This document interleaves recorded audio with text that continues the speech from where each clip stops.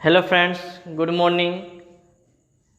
आइए आप सभी को स्वागत करते हैं अपने यूट्यूब चैनल श्याम के एजुकेशन में। तो चलिए जी, इस चैनल पर आप लोगों को क्लास 10th एनसीईआरटी के मैथ का टोटल सॉल्यूशन चैप्टर वाइज मिलेगा। तो चलिए सबसे पहले शुरू करते हैं वास्तविक संख्या के बारे में। तो वास्तविक संख्या के बारे में सबसे पहले हम प्राकृत संख्या का अध्ययन करते हैं जी। देखिए, प्राकृत संख्या को प्राकृत क्यों कहते हैं? नेचुरल नंबर्स यानी नेचुरल को नेचुरल क्यों कहते हैं? नेचुरल क्यों कहते हैं? तो आइए इस वीडियो में हम लोग पूरा जानेंगे कि आखिर प्राकृत संख्या को प्राकृत क्यों कहते हैं, पूर्ण संख्या को पूर्ण संख्या क्यों कहते हैं यानी होल नंबर क्यों कहते हैं, इंटीजर्स नंबर को इंटीजर क्यों कहते हैं। तो चलिए आज इसके बारे में हम लोग अध्ययन करते हैं। तो चलिए जी, प्राकृत संख्या क्या है? ये जैसे कोई भी चीज़ गिनती हम लोग शुरू करते हैं, किसी को भी बोला जाता है कि गिनती सुनाइए, तो गिनती क्या जी, ये निकलता है 1 2 3। तो ये अंदर से निकलता है यानी कि प्रकृति द्वारा है। ये प्रकृति द्वारा है। जो भी हम शुरू करते हैं एक से ही शुरू करते हैं, 1 2 3। तो जो चीज़ हमारे अंदर से निकलती हैं, सपोज डेट कि कोई हमको पिन चुभा दे तो उस टाइम हमको अंदर से, हम इंग्लिश में या उर्दू में और कोई लैंग्वेज में नहीं, जो हमारी भाषा होती है, जो हमारे अंदर से निकलता है उसके अनुसार से बोलते हैं। अतः ये क्या जी, प्राकृत संख्या कहलाता है।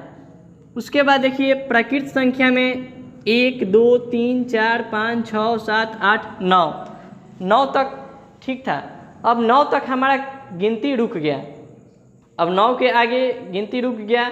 अब इसके लिए क्या हुआ, गिनती रुक गया तो अब आदमी सोचा कि अब क्या होगा, तो आगे चल के क्या जी, जीरो का खोज हो गया। आगे चल के जीरो का खोज हो गया। अब गिनती हमारा क्या जी, पूर्ण हो गया। गिनती हमारा पूर्ण हो गया। अब जो चाहे हम लिख सकते हैं। सपोज डेट कि हमको लिखना होगा 1005, आसानी से लिख देंगे 1005। लेकिन अगर जीरो नहीं होता तो क्या हम 1005 लिख सकते थे? नहीं लिख सकते थे। अब जितना बड़ा से बड़ा या छोटा से छोटा संख्या लिखना चाहे हम आसानी से लिख सकते हैं। तो जीरो के आ जाने से हमारी गिनती क्या जी, पूर्ण हो गई, यानी हमारी काउंटिंग पूर्ण हो गई। तो अब आसानी से कह सकते हैं कि पूर्ण संख्या, प्राकृत संख्या में अगर जीरो को शामिल कर देते हैं तो हमारा क्या जी, पूर्ण संख्या बन जाता है, होल नंबर्स बन जाता है। अब जितना बड़ा संख्या हम लिखना चाहे आसानी से लिख सकते हैं। उसके बाद देखिए जी, अब समस्या ये होने लगा कि कोई व्यक्ति दिन में काम किया, उसको मजदूरी 5 रुपया मिला।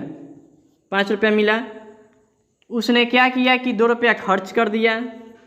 5 रुपया मिला, 2 रुपया खर्च कर दिया। अब वो शाम को सोचने पर मजबूर हो गया कि भाई हम कितना कमाए थे, कितना खर्च कर दिए। अब इसके लिए समस्या उत्पन्न हो गया। तो ऐसा किया गया कि जो हम कमाए या जो हमको मिला उसको हम क्या कर दिए जी, यानी कि जोड़ लिए। जो हमको मिला वो जोड़ लिए। मैथ में सिंबल का यूज होने लगा, प्लस सिंबल आ गया। जो चीज़ हमको मिला उसको हम जोड़ लिए, और जो चीज़ हमने किसी को दे दिया उसमें क्या जी, हम घटा दिए। जो चीज़ हमने किसी को दिया उसको घटा दिए। तो अब क्या जी, इसका भी सॉल्यूशन आसानी से निकल गया कि जो चीज़ हमारे पास मिला है उसको प्लस जो चीज़ हमने किसी को दे दिया उसको क्या जी, माइनस कर देंगे, यानी घटा देंगे। तो अब मैथ में हमें क्या जी मिल गया, माइनस वाली संख्याएं मिल गई, प्लस वाली, यानी कि जीरो के पहले भी एक दुनिया, जीरो के बाद तो दुनिया थी ही, 1 2 3 4 5 6 7 8 9 10 अनंतों तक। लेकिन जीरो के पहले भी एक दुनिया मिल गई, -1 -2 -3 -4। अब क्या हुआ कि अब ये माइनस इन्फिनिटिव से लेकर के ये क्या जी आपका प्लस इन्फिनिटिव तक, यानी कि ये 1 2 3 4 5 6 अनंतों तक जाएगा। फिर ये रिवर्स में -1 -2 -3 -4 अनंतों तक जाएगा।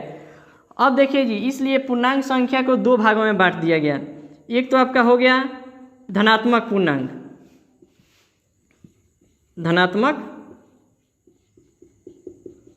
पूर्णांक, और दूसरा हो गया ऋणात्मक पूर्णांक। ऋणात्मक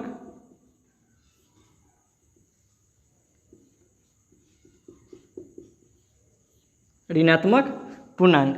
अब धनात्मक पूर्णांक में क्या होगा, धनात्मक पूर्णांक में जो धन में है, यानी कि जो जोड़ में है वो संख्या आ जाएगी, और जो क्या जी ऋण यानी माइनस में संख्या है वो क्या जी इसमें आ जाएंगी। तो देखिए ये अभाज्य संख्या अथवा रूट संख्या को समझने के लिए दो डिफिनीशन हो सकता है। अभाज्य संख्या वैसा संख्या जिसका मात्र दो गुणनखंड हो, वैसा संख्या जिसका मात्र दो गुणनखंड हो यानी दो फैक्टर हो। जैसे 5 लेते हैं हम, 5, तो 5 का क्या जी मात्र दो ही गुणनखंड है। जैसे कि 5 का गुणनखंड एक हो जाएगा, 1 हो जाएगा, और एक 5 स्वयं हो जाएगा। ऐसे ही अगर 7 लें तो 7 का भी गुणनखंड या तो 7 के लिए 7 होगा, नहीं तो 1 हो गया।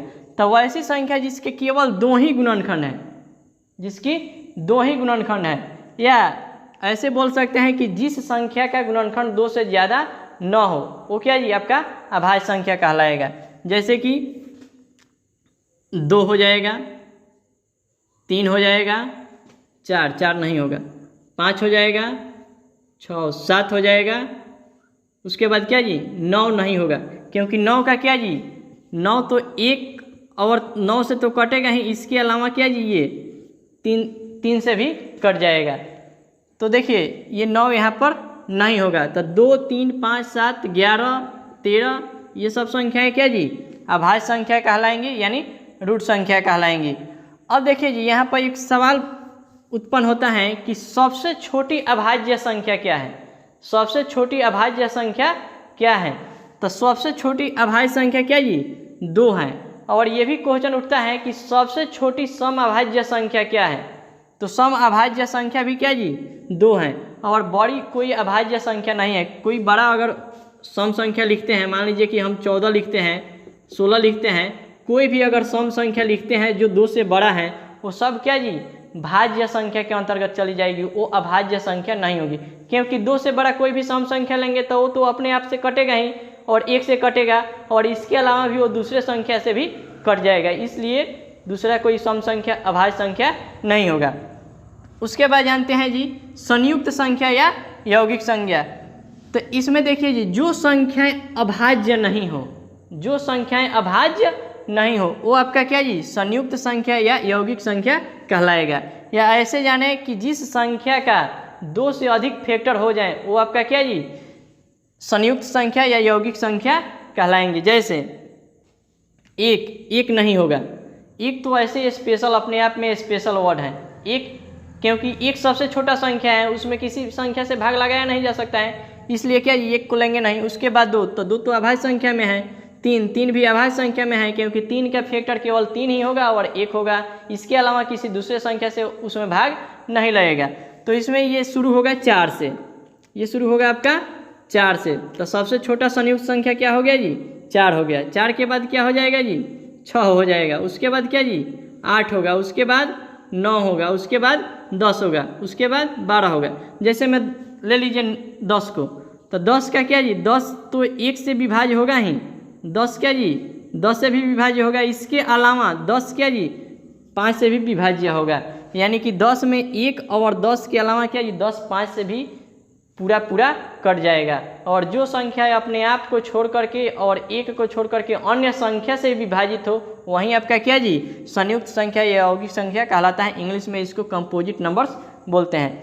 अब चलिए देखते हैं सम संख्याएं के बारे में।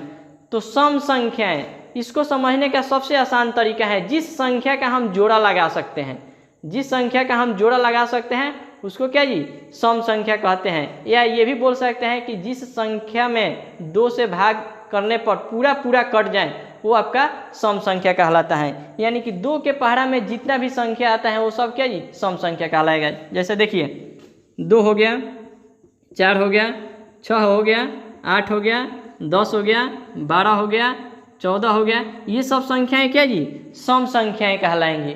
उसके बाद देखेंगे जी विषम संख्याएं यानी ऑड नंबर्स। तो विषम संख्याएं जो संख्याएं सम नहीं होती हैं वो क्या जी विषम होती हैं। जैसे में क्या हो जाएगा जी 1 3 5 7 9 11, यानी वैसी संख्याएं जिसका क्या जी हम जोड़ा नहीं लगा सकते हैं, वैसी संख्या जिसका जोड़ा नहीं लगा सकते हैं या जिसमें 2 से भाग करने पर पूरा न कटे शेष आ जाए वो संख्याएं क्या जी विषम संख्याएं कहलाती हैं, यानी ऑड नंबर्स कहलाती हैं। अब ध्यान दीजिए जी, अब हम लोग पढ़ रहे हैं नंबर सिस्टम के बारे में। तो नंबर सिस्टम में पढ़ रहे हैं हम लोग वास्तविक संख्या के बारे में। तो वास्तविक संख्या का जो चैप्टर है ये आप लोगों का क्लास 10th का, इसमें सबसे ज़्यादा जरूरी चीज़ वाला है ये परिमेय संख्या, अपरिमेय संख्या और क्या जी वास्तविक संख्या। तो अब हम लोग इस पर चर्चा करेंगे। तो ध्यान से देखिएगा, परिमेय संख्या। परिमेय संख्या क्या है, किसे कहते हैं परिमेय संख्या? तो जिस संख्या को हम बाटा में लिख सकते हैं, जिस संख्या को हम बाटा में लिख सकते हैं, यानी अंश बटा हर के रूप में लिख सकते हैं, या बोले तो P बटा Q के रूप में लिख सकते हैं, उसको हम क्या जी P बटा Q या A बटा B के रूप में लिख सकते हैं। वैसे संख्या क्या जी परिमेय संख्या कहलाती हैं। जैसे में कोई भी संख्या ले लीजिए, 1 2 3, या फिर कोई बटा वाला संख्या ले लीजिए, या फिर कोई भी संख्या ले लीजिए, ये सब के सब क्या जी परिमेय संख्याएं कहलाएंगी। अब आप लोग सोच रहे होंगे कि इसके बाटा में तो ये कुछ नहीं है। तो देखिए जी, कोई भी संख्या हम लिखते हैं उसके बाटा में क्या जी 1 रहता है। कोई भी संख्या लिखेंगे हम उसके नीचे क्या जी 1 लिख सकते हैं। तो ये भी संख्या क्या जी बाटा में हो गई। यानी कि एक तरह से देखें तो सभी प्राकृत संख्या क्या जी परिमेय संख्या के अंतर्गत आती हैं, या सभी पूर्ण संख्याएं वो भी क्या जी परिमेय संख्या के अंतर्गत आती हैं। तो सिंपल है, जिस संख्या को हम बाटा में लिख सकते हैं वो सब के सब क्या जी परिमेय संख्या है। लेकिन इसका एक शर्त है कि इसका जो हर है, यानी कि अगर P बटा Q हम लिख रहे हैं P बटा Q, तो Q कभी क्या जी 0 के बराबर नहीं होना चाहिए। Q कभी 0 के बराबर नहीं होना चाहिए, यानी कि जो हम संख्या हर में लिखेंगे उसमें क्या जी 0 नहीं होना चाहिए। हाँ, हर अगर ऊपर में अगर 0 देता वो क्या जी ऊपर में 0 देता वो आपका परिमेय संख्या हो सकता है।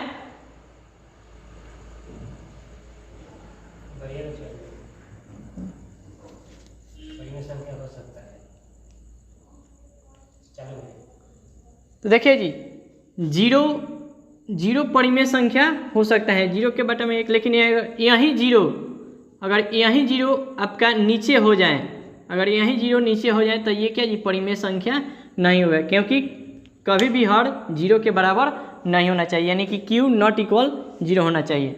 उसके बाद देखिए जी अपरिमेय संख्या। तो अपरिमेय संख्या में जो संख्याएं परिमेय नहीं है वो क्या जी आपका अपरिमेय संख्याएं कहलाएगी। जैसे में सबसे पहले क्या जी पाई क्या जी अपरिमेय संख्या है। उसके बाद √3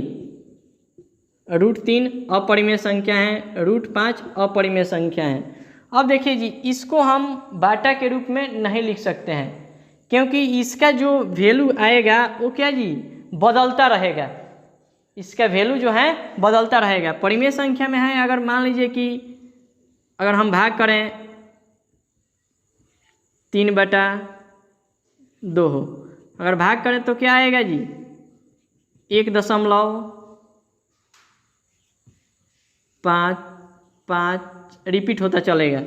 तो ये क्या रिपीट हो रहा है, लेकिन अपरिमेय संख्या में रिपीट नहीं होता है, संख्या बदलता रहता है। तो अगर संख्या बदलता रहता है तो वो क्या जी परिमेय संख्या के अंतर्गत नहीं आएगा, वो संख्या क्या जी अपरिमेय संख्या हो जाएगा। पाई का हम जो वैल्यू है वो एक्यूरेट वैल्यू नहीं है। पाई का मान 22/7 हम लोग जानते हैं, लेकिन पाई का ये क्या जी एक्यूरेट वैल्यू नहीं है। तो पाई अपरिमेय संख्या है, इसका मान 3.14 कुछ आता है। तो पाई क्या जी अपरिमेय संख्या के अंतर्गत आएगा, लेकिन पाई का जो हम वैल्यू माने हैं 22/7, ये आपका क्या जी परिमेय होगा 22/7। अब देखिए ये √3 √5 ये सब क्या जी आपका अपरिमेय संख्या होगा, इसको हम बाटा के रूप में नहीं लिख सकते हैं। उसके बाद देखिए जी वास्तविक संख्या। तो वास्तविक संख्या क्या है, अगर हम रेशनल नंबर यानी परिमेय संख्या और अपरिमेय संख्या को एक साथ मिला देते हैं तो वही संख्या क्या ये आपका वास्तविक संख्या बन जाएगा। यानी परिमेय संख्या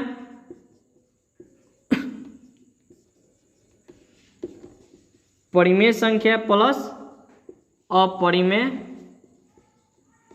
संख्या, यानी कि rational numbers plus irrational numbers equal to real numbers. अगर हम दोनों को मिला देते हैं साथ में तो वो आपका क्या जी रियल नंबर्स बन जाएगा। तो रियल नंबर्स के उदाहरण में क्या जी हम दोनों को लिख सकते हैं, जो परिमेय संख्या है उसको भी और जो अपरिमेय संख्या है उसको भी। जैसे मान लीजिए 2 3 4 √3 √4 के बदले में तो हम 2 लिख ही सकते हैं। √5, ये सभी संख्याएं क्या जी आपका वास्तविक संख्याएं कहलाएंगी। तो आज के वीडियो में हम इतना ही रहने देते हैं, इसके बाद आपको अगले वीडियो में मिलते हैं। धन्यवाद।